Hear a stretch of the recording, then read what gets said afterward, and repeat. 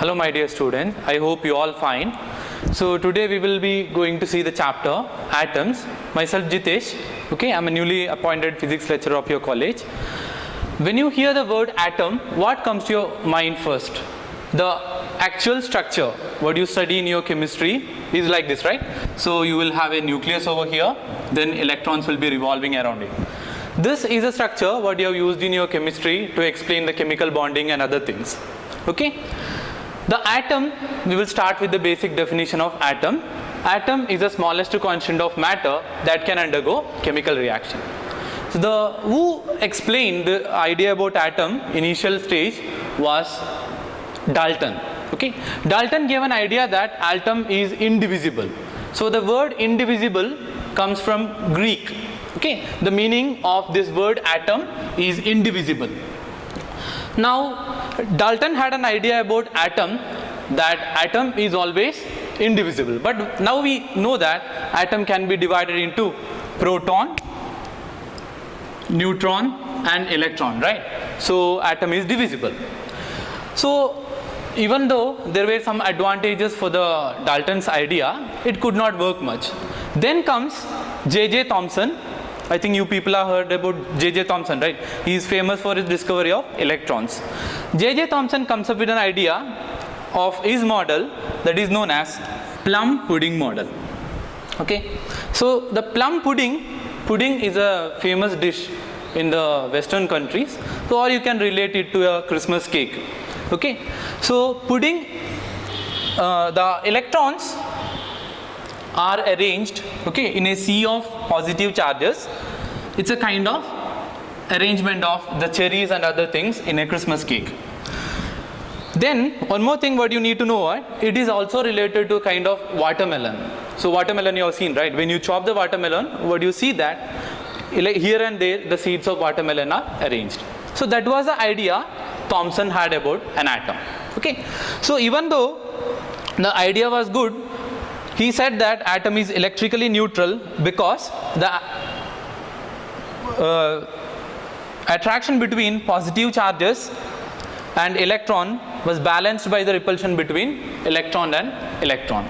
So he also said that atom is electrically neutral. Okay, the merits of Thompson model, that it could explain some of the chemical reactions and it could also explain some radioactive disintegration.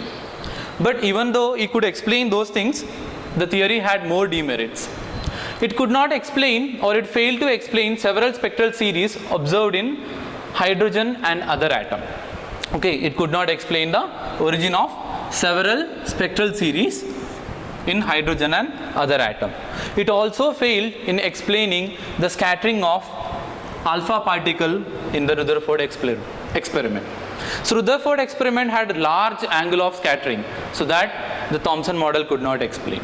Okay, so because of these reasons, Thompson model was discarded. Then comes a student, Rutherford. Rutherford was a student of J.J. Thomson, and he is famous for the discovery of nucleus and protons. Correct, right? Okay. So we will see how Rutherford came up with his idea. Okay, that's the idea what we have seen here. So this is a model actually explained by Rutherford.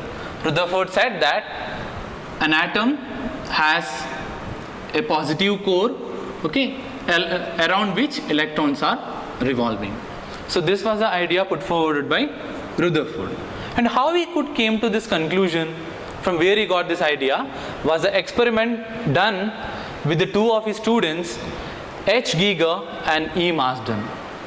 Okay, the experiment what they have done is Rutherford alpha scattering experiment or Giger-Marsden experiment. Okay, before going to detail about the experimental setup, I'll tell you what they have actually done. So they were using an alpha particle. Okay, alpha particle is nothing but it is a helium nuclei. So if I take a helium atom, okay, and I'm going to remove these two electrons from that. When I remove these two electrons, what I get is a helium ion. So helium ion is nothing but a alpha particle. Okay. So experimental setup, we will go in detail about this. Experimental setup has got a radioactive source. What you have taken here is bismuth 21483. So this is a radioactive source what they have taken. Okay. So this radioactive source is kept inside a lead block. Okay. Why we usually prefer lead block? Lead block is preferred because of the reason that lead can absorb almost all the radiations. So the alpha particle kept in the lead box is considered, and whatever alpha particle comes out of this, okay, we don't need that. So that's the reason why what we have done is we have used lead bricks. So this lead bricks, it acts as collimator. So collimator means you are going to get a fine line of or fine beam of alpha particle, because all the remaining alpha particle whatever comes out of this source will be absorbed by the lead bricks. Now you are getting a fine beam of alpha particles. This alpha particle will be made to incident on a gold foil. So these alpha particle will be made to get incident or collided with the gold foil. Okay. So what happens when the alpha particle gets collided with this gold foil? Alpha particle will be scattered in different angles. So alpha particle, some of the alpha particle will go like this, okay, without deviation they will go straight, and some will get deviated with an angle theta, okay. And most of the cases what you see here, the scattering is by very small angle, very small angle. So what you have here, it is a zinc sulfate screen. So zinc sulfate screen has got a speciality that when the alpha particle falls on the zinc sulfate screen, they will produce a kind of luminescence. Luminescence is nothing but a kind of production of light when alpha particle falls on the zinc sulfate screen. So these scintillations, or what we call the luminescence, is not observed by our naked eyes. We cannot see it with our naked eyes. What we have here is to detect the scattered alpha particle is a detector.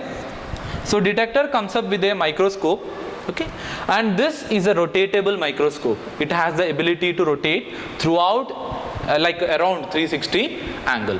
So it can come up to here, okay, then it can go up to here also. So it can capture all the scattered alpha particles using this rotation phenomenon. By rotating that, we can capture all the alpha particles scattered in different directions. Okay. Now I'll tell you why this alpha particle was only used. Why not any other positive charge particle? Why alpha particle? Alpha particle is heavy. Okay, and it has got good energy also. So what the energy of alpha particle what we have considered here was nearly 5.5 mega electron volt. Okay, so with this much energy, this alpha particle can easily get passed through the idea of atom what Thompson had put forwarded. So these electrons cannot do any influence on the passage of alpha particle, even though they attract each other. Alpha particles are heavier compared to any other positive charged particle, so that they will not be getting influenced with the presence of these negative charged electrons. Okay, that's the reason why alpha particle was only chosen. Now I'll tell you why gold foil. What was the reason why gold foil? You could have used any other kind of foil, right? Aluminium foil or any other copper foil. Why only gold foil? The reason that gold has got a speciality that you can make it to very thin structure by the application of some pressure. When you beat the gold continuously, you can get a very fine sheet of gold.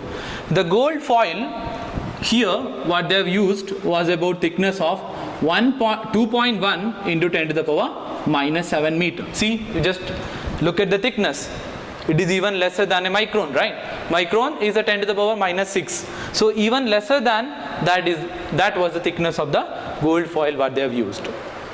When you use such a thin gold foil, what you are going to get?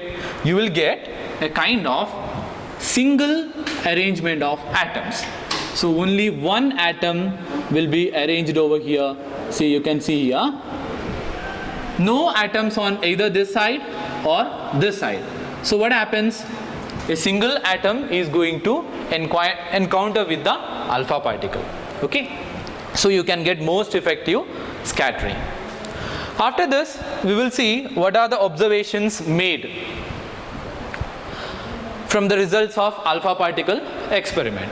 Okay, so we find from this graph of angle theta, okay, and number of alpha particle getting scattered. In y-axis we have number of alpha particle getting scattered, and in x-axis we have the angle of scattering. So when you observe here, see, look at this small angle, you have maximum number of alpha particle getting scattered. So as you go on increasing the angle, you see that the count of the alpha particle goes on decreases, and for nearly above 180 angle you have very less number of alpha particle getting scattered. Okay, so I'll give you a brief idea how actually this alpha particles are getting scattered with the respect to the idea of Rutherford. Let me consider nucleus over here. Okay, so from these ideas Rutherford could conclude that most of the part of the atom is empty. Okay, why? Because most of the alpha particle scattered without much deviation. So most of the part of the atom is empty. Then all the positive charges are concentrated in a small region, and he called the small region as nucleus. Almost all the positive charges are concentrated at small region, and the small region was called as nucleus. Then he also said that atom is electrically neutral. So this idea even Thompson also had. He says here, whatever positive charges on the nucleus, okay, it is equal to that of the electrons which are revolving around the nucleus. Okay, so what you can observe here, see, let me take this positively charged nucleus, and this alpha particles are coming. Okay, now when this alpha particle comes in a beam, so you can have alpha particle comes over here, you can also have alpha particle comes over here, and some alpha particle may be coming in this direction.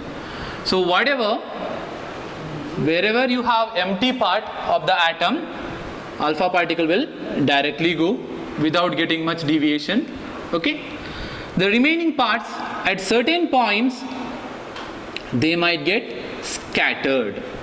Okay, so you can see this one like this, some far away distance, they won't get much deviated. But when it comes to the nucleus, they get reflected. Okay, so you can get this idea of scattering in this direction also. And there is a chance that whatever you say, like this 180 degree angle, it is possible only when the alpha particle gets a head-on collision with the nucleus. Nucleus is positively charged and alpha particles are also positively charged. They get exactly rebound with an angle of 180 degree. So this was the idea what Rutherford had, and he could say that there is a positive core at the center of the atom where entire mass of the atom was assumed to be concentrated. Okay, so this chapter actually carries 5 marks for your board examination. So this 5 marks can be distributed either like a 5 mark problem, or this may be a 5 mark derivation, or you can get 1 3 mark question and 1 2 mark question. That's a way the question paper will be set. And you can see here Rutherford alpha scattering experiment is a 5 mark question, and you will have to explain the experimental setup, observations and the conclusion.